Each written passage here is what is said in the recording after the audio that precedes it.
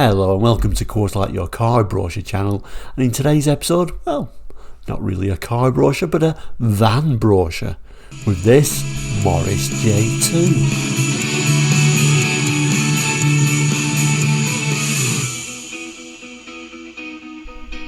Hello and welcome back, and if you're new to Course Light, we're a car brochure channel here on YouTube looking at car brochures from around the world for the 60s, 70s, 80s and 90s and sometimes beyond that as well. So if you're interested in cars, car facts, car brochures, please consider subscribing. Anyway, today I guess is a little bit different because we normally look at brochures from the 60s, 70s, 80s and 90s. This particular brochure is from the 50s. We also usually look at cars, and here we are looking at a commercial, but we do occasionally look at commercial vehicles as well. So let's put the brochure on the board there and have a look at this 1958 Morris J2. And here is today's brochure. It says here the new Morris J2. The Morris J2 actually came out in, or was launched in 56 anyway, and this is a 58 brochure, but still a relatively new vehicle for the time. And it kind of like trundled on, and it went from 56 and then last production was like in 67, which is quite amazing really when you look at these vehicles. And I always think when you look at these commercial vans and then you look at, say, the Ford Transit, which came out in 65, what a huge leap the Ford Transit must have been. And when it came out in 65, you know, vans like this weren't going to last much longer because it was light years ahead of things like this, because it drove relatively like a car for its time, and it was a pretty quick vehicle. Certainly you couldn't say this about these older vans, but they're still very interesting and such amazing looking vehicles. Let's just zoom in a little bit further. So there we go, it's quite a nice looking brochure in this sort of like light yellow colour, telling us straight away it comes in 3 different versions: the light van, the light pickup and even a minibus version. But as with most vans, there are also like camper conversions as well. At the bottom there it says completely new in conception, forward control styling, value. Forward control, of course, meaning, the engine's with you essentially in the cab. There isn't any front section, as it were. Interesting styling though, with this sort of big Morris commercial badge at the front there. It was marketed as an Austin as well, so you get like an Austin J2 as well, as you would imagine in these sort of badge engineered times. Very curvy, very interesting conception, very interesting design. We've got the wipers coming down from the top there, and you can just about make out, for those who are interested in brochures, a bit of a publication number there at the top, H5821 by the looks of it.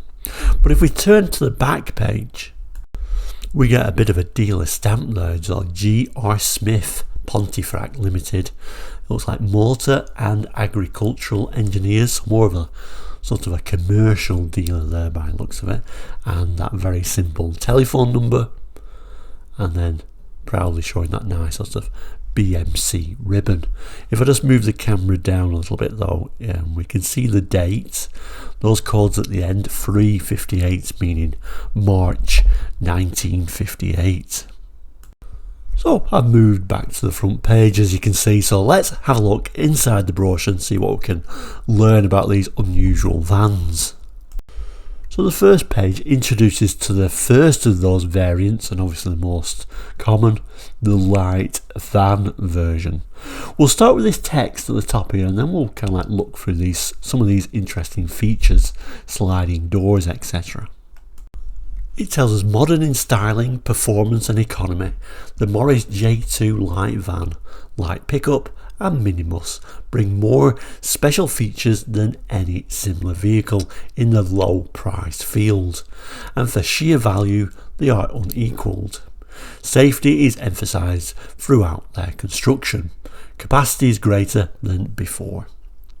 All three vehicles are powered by a 1.5 litre 4-cylinder overhead valve engine developing 42 bhp. Designed to operate economically on either multi-stop delivery work or over extended journeys. Not sure I particularly would have liked to drive this over extended journeys, but like I say, the Transit was a huge leap forward that made extended journeys a nicer thing. The Morris J2 van is strikingly modern in design and appearance, and the load capacities has been greatly increased. All steel integral chassis construction ensures exceptional strength, lightness and long life. Now, like I say, I mean, the Transit was a huge step forward when it arrived in '65, but 50s designs really can't be beaten. I think such lovely designs. Even on vans, you got some really nice design cues. It was all about the looks of the vehicle, which I can only approve of, really. I think it's a really good looking van. Possibly not the nicest thing to drive, but very, very interesting. We can see this sort of front door here and the handle being right at the front, and like I say, the wipers at the top of the screen, and then this quite an attractive little face on the front of it. We also have these half covered wheels down the side. Imagine seeing these brand new coming round to deliver something for you. You really can't say you get wow, look at that nice van today, but you really would look at that and think, what a beautiful design. The next image shows the inside of the van. Obviously the main thing about a van is what you can actually carry into it. I mean, that's what it's all about at the end of the day. No one's going to buy this van just because it looks nice. It's a working vehicle after all. Different rear door designs, but I think this was probably the most common. A very simple side opening door, and then it kind of introduces what you can actually get into the van itself, make payloads pay with the Morris J2 van. The loading capacity is remarkable for a van of its rating. It tells us the capacity is 200 cubic feet, so improved design, fully forward control and engine position combined to provide increased load space with less vehicle length. Capacity is now 200 cubic feet. Even distribution on the weight over the wheels give better riding qualities. And there is a different door design. You can have a bit of like a roller. The Morris J2 van can be supplied at extra cost, fitted with a roller shutter instead of the standard rear door. You can have this side door, and you can really appreciate the design of the van when they open the door with this unusual shape of the door. The Morris J2 van can be ordered fitted with a side door at extra cost, in which case slam doors are essential. And you can see the different position of this front door, which is more of a standard opening door. But it looks like more commonly was this sliding door design. Both cab doors slide into the van body, a valuable time saver when operating in busy streets or in confined spaces. Slam doors are available without extra charge. Okay, so you could get the normal van door as well, same price for each. Interesting how this is actually sliding inside the body of the van. And obviously if you got that extra door, you didn't have that availability to actually slide that door because there would be another door there. Also interestingly, you more commonly see these doors slide on the outside, don't you, on vans, because if you're sliding on the inside, you're taking up space inside the van, but it looks far neater, doesn't it, when it does actually slide into the van itself. Our next choice, of course, as we turn the page, is instead of having a van, to have it as a pickup. It tells us, put a Morris J2 pickup to work in your business and become the proud owner of the most economical, reliable and long-lasting pickup money can buy. The advanced features of the Morris J2 van are incorporated in the pickup, plus others, making it particularly suitable as a special purpose vehicle. Rugged integral chassis and body construction, welded reinforcements and excellent suspension ensure the Morris J2 pickup is impervious to normal road shocks. Drivers and passengers' seats are modern design with metal frames and foam rubber upholstery. Tubeless tyres are fitted all round and the wheels are slotted to permit snow chains to be fitted without difficulty. And there is the main image of the pickup. I imagine the vans themselves would be the better seller. I must admit, I don't think I've ever seen this pickup version, but I guess if it's in work, it's probably going to get a heavier, harder life than the van, I would imagine. But still, I don't think they would have sold as many. An even more interesting design, actually, isn't it, when it turns into a pickup? A very almost awkward looking design overall. It shows the floor itself and describes it as a ribbed floor. Sturdy metal ribs run the entire length of the floor. Loads can be handled easily, quickly and with the minimum of effort. The hinged tailboard is supported by PVC covered rattle-free chains. Described it as having a walk-through cab. The new rearward position of the engine between the seats allows the driver to leave the cab by the curbside door without difficulty. So obviously this is where your engine is going to be situated, and I guess there's this little tiny gap strangely in front of that engine position, so you can squeeze to the driver's seat if you need to. You can option it to have this interesting canvas tilt. So it says a useful tilt. Full provision is made for the addition of a tilt, which can be available as an optional extra. The cover is made of heavy duty canvas, proofed against weather. And it certainly looks like a very hard wearing material. And you know, 50s, they didn't really skimp on materials, did they? You know, they give you something that would really last. Okay, we only got one door choice now. Obviously we can't have a sliding door into that rear pickup area. So both cab doors are fitted with balanced drop windows with opening quarter lights for controlled ventilation. Mounted on heavy duty hinges and opening forward, the doors are well sealed against the weather. And then our final choice in this brochure for the J2 is probably my favourite, the Minibus. It tells us here at last is a personal carrier offering roominess, comfort and the utmost reliability, yet which is modestly priced and economical to operate. The new Morris J2 Minibus simplifies the problem of transporting personnel cheaply and quickly. For government departments, municipal authorities, manufacturers and contractors, the Morris J2 Minibus provides an invaluable means of taking personnel to and from their place of employment without inconvenience or delay. And we're zooming on the main image. I think this is the most attractive one in this lovely red paint, and we've got this like black stripe going down the side of it and red matching wheels. It looks really nice, I think. Very interesting little narrow door there going opening at the side there as well. Interesting seat layout as well. You know what you would expect for seats in the middle, and obviously the engine being here certainly limits space, let's say. Looks a little bit offset down here. Then two different sides, like a single seat and a double seat, and then a double seat, and then this big space, you know, to allow people to actually walk in and get to the seats at the back. But certainly a little bit of like wasted space there, I think. Interestingly, unlike the drawing, this particular door is actually opening the opposite way, and it tells us, you know, it's a 10-seater, this one. So it seats 10 including driver. The roomy interior allows ample space between the seats and unobstructed entrance at both doors. Illustration shows door arrangement of a left-hand drive model. It's got hinged window, a simple toggle control on the half lights incorporated in the two rear windows allows them to be locked in the open position or closed position for controlled ventilation. And then we got some quite nice illustrations how you can put those windows in different positions.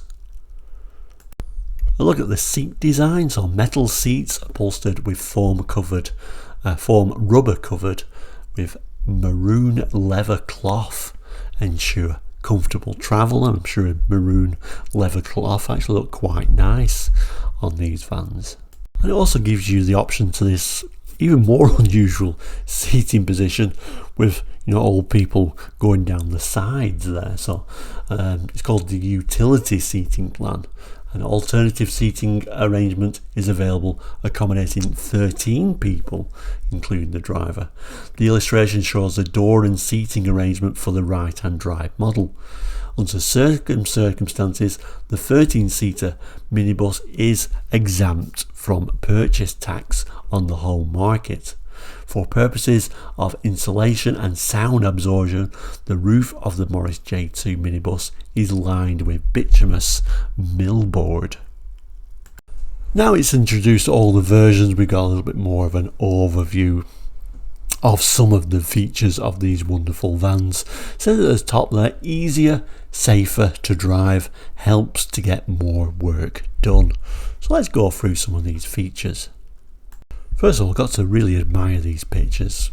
Very rarely do brochures from the 50s and 60s have actual photos of the cars, so these amazing artists draw these really fantastic drawings of various different vehicles. And like I say, this is a J2 brochure, so here we've got a lovely image of the J2 with those lovely red or maroon seats and that white steering wheel. Looks really nice. Telling us here excellent driving visibility. Got to point out the quarter lights, much approved there. Excellent driving vision, yes, it says here. With fully forward control, the driver can look down upon the road only a few feet in front of the wheels, enabling him to place the vehicle accurately when operating in heavy town traffic or manoeuvring in confined spaces. The large curved windshield gives him a wide arc of the forward vision, while cab door windows of generous size allow him to see well to the side of the vehicle. 2 external driving mirrors are provided. Sliding cab doors on the van and forward hinged cab doors on the pickup and minibus allow the driver to lean outwards for easier, safer reversing. Says we can get a Morris J2 chassis cab. Conditions enable operators to fit special bodywork adapted to the particular needs of their trade, subject to certain conditions. The doors are supplied crated at extra cost, so you can just buy it like that. I guess interesting if you want to build some kind of camper on there as well. We've got blister type flasher indicators are employed at the front. And then we've got a list of features which it describes as unmatched ease and comfort here. So let's look at the picture, what this is referring to.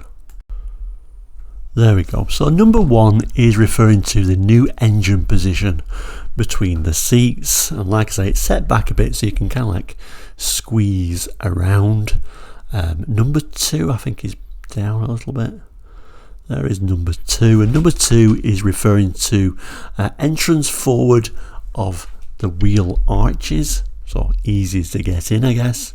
And then back up to number 3, which is large curved single piece windshield, which was unusual. Quite a lot of 50s cars did have a split windshield, of course. Number 4 is doors sealed against drafts and dust. Number 5 is showing the gear shift mounted on the steering column, and number 6 is a large parcel tray on each side, and then number 7 is a full range of instruments. So number 8 is a metal framed bucket seat upholstered with foam rubber. Number 9 is a horn bar and direction indicator switch on steering wheel. 10 is a centrally mounted heavy duty windshield wiper motor. Number 11 is passenger seat standard on pickup and minibus, optional extra on the van. Okay, so if you ordered the van you didn't necessarily get that passenger seat, I guess, for extra storage you can put them, extra things if you're just having a driver around, of course. And then number 12, which I think is a little bit higher up, there's number 12. That is an interior roof light controlled from the fascia. The next page says it's all steel, built like a bridge. Lots of little captions, so we'll have a look at these images. The waist, the section shows the method of stiffening the waist rails on the sides of the body to offer the maximum resistance to impact. Ribbed floors, easier handling of the load with less fatigue is ensured by large section metal ribs on the floor of both the van and pickup. Over to one side, back corner, sturdy back corners on all Morris J2 vehicles aid in making the entire structure rigid and free from distortion. And we've got panel reinforcing, box sections pressed or employed throughout the construction of the panels, giving great strength and lightness.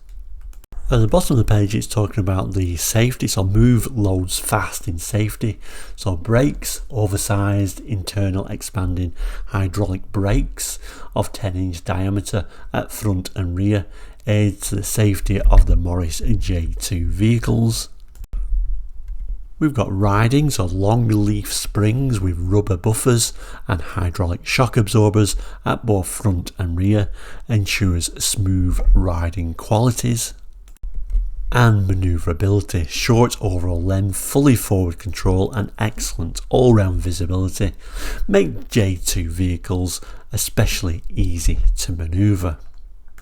And then we've got this very interesting drawing of this sort of like almost like an exploded view in a way, and pointing out things like reinforcements spot welded on actual panels,